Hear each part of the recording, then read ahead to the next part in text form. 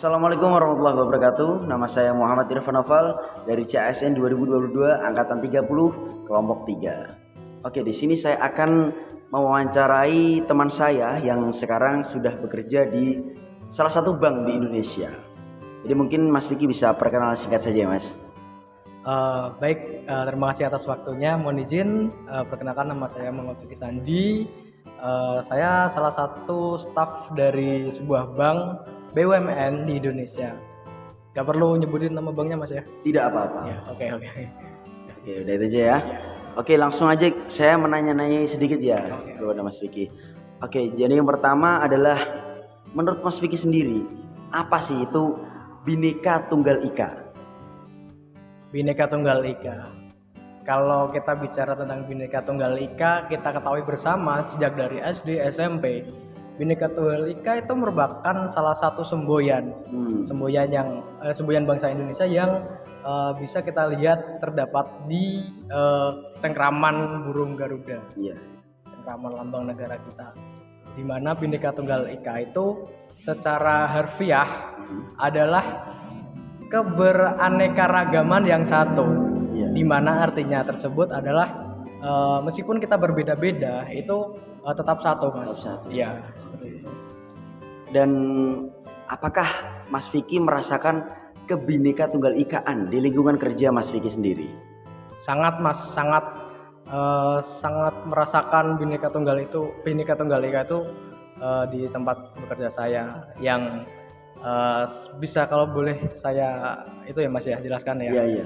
Bhinneka Tunggal Ika di tempat saya itu gini, Mas. Kita itu kan dari berbagai, pertama ya, kita kan berbagai wilayah nih.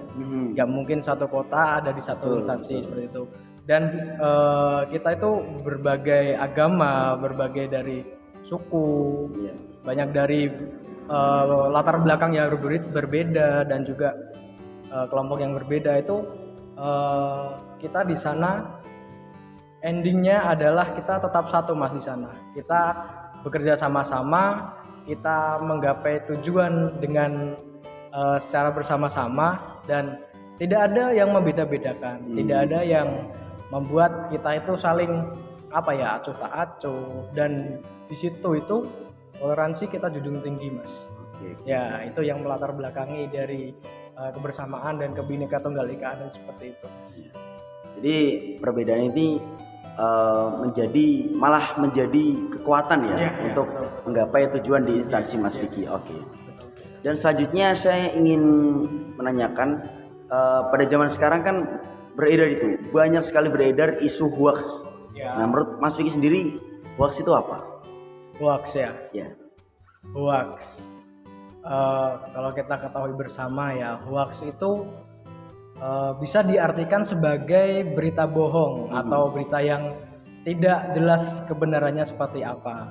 Dan terkadang dalam sebuah kasus itu ada sebuah berita yang aslinya itu berita benar, Mas. Tetapi dalam kepentingan sebuah kelompok atau sebuah kepentingan tertentu itu diplesetkan atau dibuat-buat seperti itu, Mas. Dipelintir lah. Iya, dipelintir sehingga kita itu nggak tahu kebenarannya seperti apa, dan efeknya di masyarakat umum kalau kita sebarluaskan, efeknya nanti akan menjadi sebuah kepanikan, sebuah kericuhan seperti itu, Mas. Jadi efeknya itu efek-efek domino seperti itu, Mas. Dimana yang satu menganggap wah ini benar, padahal itu belum tentu kejelasannya seperti apa, tuh belum tentu. Wah ini benar, akhirnya kegaduhan itu terjadi di dalam sebuah masyarakat itu, Mas. Sangat rinci sekali ya Mas Vicky ini menjelaskannya. Dan selanjutnya kalau dikaitkan ini, apakah hoax itu berpengaruh kepada Bhinneka Tunggal Ika? Sangat berpengaruh sekali, Mas. Kalau gini ya, Bhinneka Tunggal Ika itu kan sebuah kesatuan ya, Mas. Dan hoax sendiri itu tujuannya aja udah beda, Mas. Hoax itu tujuannya adalah memecah suatu kelompok, memecah suatu golongan tertentu yang dilakukan oleh kelompok tertentu juga ya, yang memiliki indikasi kepentingan lain ya kan. Nah, itu kita kalau diibaratkan ya sebuah sapu lidi, Mas. Kalau kita potek satu sebuah lidi pasti gampang sekali mas. Karena apa? Karena itu tidak ada Bhinneka Tunggal Ikaan. Betul. Nah sekarang bayangin kalau sapu lidi itu berbanyak diikat jadi satu. Diikat jadi satu kan pasti jadi satu ya mas ya. Itu kalau kita potek susah mas. Ya? Iya. Jadi kesatuan itu memang harus dijaga. Kita analogikan hoax itu sebagai salah satu pemecah dari sebuah Bhinneka Tunggal Ikaan, sebagai apa ya? Ibaratnya tuh pembuat huru-hara gitulah mas, ibaratnya. Dan pertanyaan saya yang terakhir, menurut Mas Vicky apa upaya yang perlu dilakukan untuk mencegah hoax itu terjadi di masyarakat? Gini, mencegah hoax itu sebenarnya gak mudah mas. Soalnya apa? Kita anak milenial sekarang ya, bukan gak ngomongin kita. Anak milenial sekarang itu gampang banget buat terprovokasi. Nah, kalau menurut saya sendiri nih, menurut saya itu saya menghimbau lah kalau sebisanya itu kita sebelum menyebarkan kita itu lihat dulu kebenarannya mas. Kita lihat kebenarannya, itu beritanya asli apa enggak, lalu sumbernya dari mana, terpercaya apa enggak ya kan. Nah kalau kita udah kita udah bisa memastikan itu, bisa make sure lah itu berita yang baik dan berita yang benar, kita sebarluaskan, is okay mas, itu nggak apa-apa, nggak masalah menurut aku ya kan. Selama itu nggak merugikan kelompok atau golongan lain dan itu membawa vibes yang positif, ya itu ya nggak masalah buat disebarluaskan. Tetapi nanti kalau misal kita belum tahu kebenarannya kayak apa, kita sebarluaskan, ya kita termasuk pembuat dan penyebar hoax itu mas. Betul. Dan gini, kalau hoax ya setahu saya kalau hoax itu dia bekerjanya bisa menguntungkan si pembuat. Ibaratnya gini, kita ngeklik suatu link yang hoax ya. Link hoax itu keuntungannya di mereka yang pembuatnya. Kita dapat apa? Dapat rugi mas. Karena apa itu? Karena kalau kita nyebarin hoax, ya kan, kita ngeklik hoax itu, kita ngeklik meskipun kita nggak baca semuanya, ya kan, itu bisa dimonetize mas, bisa jadi keuntungan buat mereka. Untung banget ya. Iya, bisa untung buat mereka. Jadi kalau menurut saya ya emang tadi kita cek dulu, kan dari judulnya kelihatan mas biasanya itu. Nah kita cek dari sumber lain, kita cek dari kebenaran di wilayah itu, misal di wilayah A ada tsunami nih, ini gini makan banyak korban. Nah itu ya kita cek sama orang daerah situ, bener nggak ada tsunami, bener nggak beritanya ini, dicek dulu. Kalau emang nggak sempet atau bodo amat, ya udah kita nggak usah nyebarkan, kita stop aja di kita nggak usah buka, kita nggak usah menyebarkan, itu lebih bijak menurut saya. Dan ya emang seperti itu yang harus dilakukan. Kalau misal kita nyebarin ya keuntungan di mereka. Oke. Terima kasih untuk waktunya malam ini Mas Vicky. Semoga bermanfaat untuk teman-teman semuanya yang ada di sana. Oke, jadi itu saja mungkin perbincangan saya dengan Mas Vicky pada hari ini. Terima kasih. Saya Muhammad Irfan Noval dan Mas Vicky Sandi. Mohon izin pamit. Wassalamualaikum warahmatullahi wabarakatuh. Assalamualaikum warahmatullahi wabarakatuh. Perkenalkan, saya Muhammad Abdul Rahim. Di sini saya akan melakukan interview mengenai topik wawasan kebangsaan dan bela negara bersama Bapak Arjun. Oke, silahkan Bapak Arjun memperkenalkan diri pada teman-teman yang ada di sana. Halo teman-teman, perkenalkan saya Arni Arjun. Saya seorang pendidik guru SD. Kalau boleh tahu, guru SD di mana ya Pak? Di Temanggung aja. Oh, di Temanggung aja. Baik, kita mulai ya Pak. Santai aja, santai. Menurut Bapak, apa yang Bapak tahu tentang Bhinneka Tunggal Ika? Jadi Bhinneka Tunggal Ika itu semboyan atau moto ya yang diadopsi di negara kita ini, yang artinya berbeda-beda tetapi tetap satu juga. Itu kalau di pelajaran sekolah ya, itu kan dari karangan Bu Gandrung.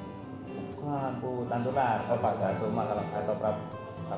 Saya lupa. Ya. Tapi itu sebenarnya merupakan kristalisasi sih. Masyarakat Indonesia ini kan banyak macam-macamnya, mulai dari Aceh sampai Papua, makanya dipersatukan dalam Bhinneka Tunggal Ika itu. Menurut saya seperti itu. Berarti intinya beragam tapi Ya, bisa dipersatukan dalam Indonesia. Sekarang gini Pak, kan ada berita-berita hoax nih. Kalau menurut Bapak, berita hoax itu apa sih? Apa yang Bapak tahu tentang hoax itu? Hoax itu ya sebenarnya bisa dikatakan macam-macam ya Mas. Ada yang mengatakan bahwa hoax itu berita bohong, tapi semakin kesini tuh kok semakin gak cuma berita bohong tapi berita menyesatkan. Apa sih berita bohong sama menyesatkan, bedanya tuh? Kalau bohong itu kan tidak ada kejadian itu gitu. Jadi dibuat-buat. Tapi kalau menyesatkan sebenarnya ada kejadian itu, hanya mungkin sudah ada sekian tahun lalu. Misalkan video-video yang viral sekian tahun lalu kita uploadi dengan bumbu-bumbu dramatis itu, nah, itu Nanti hoax juga dibelokkan termasuk. gitu ya? Ya, itu termasuk hoax juga menurut saya. Jadi lebih ke berita-berita yang menyesatkan ya, sehingga bisa menggiring opini yang salah gitu. Terus hubungannya apakah hoax itu ya dapat mempengaruhi dengan Bhinneka Tunggal Ika-nya yang sudah ada di Indonesia ini Pak? Kira-kira menurut Bapak? Sangat berpengaruh. Kenapa saya bisa bilang gitu? Karena banyak lah sekarang, apalagi isu-isu sekarang ini yang zaman sekarang itu, hoax itu mulai disebarkan untuk memancing isu sara, untuk upaya memecah belah bangsa inilah. Mungkin ada yang menggunakan hoax itu untuk ini negara atau suku ini tidak sesuai dengan Bhinneka Tunggal Ika atau apa, tidak sesuai, itu sangat berpengaruh Mas. Jadi memecah belah ya Pak? Iya, lebih ke memecah belah, karena mungkin hoax itu kan disengaja untuk memecah belah sebenarnya, untuk keuntungan mereka orang yang berkepentingan. Kita nggak tahu siapa itu, cuma ada orang-orang yang nggak suka dengan persatuan dan kesatuan Indonesia itu, jadi sebarlah hoax itu. Lalu apa upaya yang menurut Bapak nih untuk menghindari hoax itu terjadi gitu? Ada itu, kalau nggak salah ada judul buku itu, bagus judul bukunya, tapi bukunya saya juga belum baca.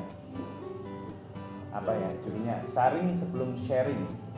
Saring sebelum sharing. Nah, Oh iya betul. artinya setiap ada informasi, apalagi sekarang ya, mungkin orang-orang yang generasi yang sebelum mengenal teknologi saat ini itu kan banyak menelan mentah-mentah di grup WhatsApp, di grup apa itu. Nah, itu kita mulai menyaring dari situ. Misalkan kita orang-orang yang lebih muda, kok ada orang tua di ini apa namanya vaksin COVID mengandung apa chip gitu misalkan. Nah, kita sebagai yang muda, sebagai yang tahu, kita luruskanlah di grup itu. Mulai dari hal-hal sederhana itu. Nggak ada kok, mana ada chip dimasukkan lewat cairan yang seperti itu. Mungkin hanya seperti itu sih yang bisa kita lakukan di bawah ya. Kalau untuk itu ya kita perbanyak-banyak literasi, kita banyak-banyak baca buku. Insya Allah sih cukuplah untuk membuat supaya kita paling tidak kita tidak ikut menyebarkan hoax itu, gitu aja kan. Paling tidak. Oke, Bapak kan di sini kan sebagai tenaga pendidik atau gitu ya. Iya. Kalau pesan-pesan untuk anak-anak didik Bapak nih untuk supaya terhindar dari hoax itu kira-kira apa Pak? Mungkin terakhir nih, pertanyaan terakhir. Kalau untuk anak-anak sih saya lebih, anak-anak harus sering baca. Anak-anak kalian tuh harus sering baca supaya ketika ada berita tidak bisa kalian sering terima mentah-mentah. Ketika kalian membaca bahwa ada berita yang buruk tentang Indonesia atau itu hanya hal-hal misalkan di sana sudah terjadi tsunami, itu bisa menyesatkan juga hal-hal seperti itu gitu. Nah, itu kalian baca, kalian bisa nonton. Sekarang apalagi udah zamannya teknologi, bisalah googling atau mencari di mana itu di website-website itu. Saya rasa kita bisa menggunakan teknologi saat ini untuk menangkal hoax. Assalamualaikum warahmatullahi wabarakatuh. Masih bersama dengan saya CASN Muhammad Rafi Priyambodo. Di sini di sebelah saya ini terdapat narasumber dan kita akan berbincang-bincang sedikit tentang apa itu bela negara. Mas, namanya siapa Mas? Boleh kenalan terlebih dahulu? Nama saya Andi Firman. Untuk kegiatan sehari-harinya bekerja atau kuliah ya Mas? Saya saat ini kuliah Mas. Kuliah ya, berarti mahasiswa ya? Ya, Kalau boleh tahu semester berapa Mas sekarang Mas? ya semester 6. Semester 6 ya. Mas Andi sebagai mahasiswa tentunya tahu apa itu bela negara. Dalam kehidupan sehari-harinya sebagai mahasiswa, bagaimana cara Mas Andi mengimplementasikan bela negara? Nah, kalau menurut saya sendiri Mas, bela negara dalam perkuliahan itu contohnya datang tepat waktu. Jadi saya tiap hari memang sebelum masuk 15 menit sebelum jam masuk itu saya sudah berada di kampus. Terus kemudian mentaati peraturan kampus, kemudian melaksanakan tugas-tugas, mengerjakan tugas-tugas dengan baik sehingga nantinya bisa ilmu yang saya dapatkan tuh bisa berguna untuk masyarakat gitu. Gitu ya, Mas. Di kampus Mas ada nggak isu-isu aktual seperti apa gitu? Kalau menurut saya isu aktual yang terjadi itu umumnya mahasiswi Mas. Mahasiswi itu kalau di kampus beberapa itu ada yang menggunakan pakaian itu tidak mencerminkan budaya Indonesia, jadi kurang sopan. Pakai pakaian yang ketat-ketat gitu ya Mas ya? Ada yang pakai seperti itu. Kurang sopan gitu ya. Kemudian adanya pergaulan bebas, jadi tanpa diketahui oleh banyak masyarakat itu ya ada yang sampai malam, kadang di luar Jam kuliah. kuliah malam, ada yang nongkrong malam, kebanyakan ya ada yang dari mahasiswa itu. Gitu ya Mas ya. Ya mungkin itu saja yang saya tanyakan. Terima kasih Mas atas waktunya.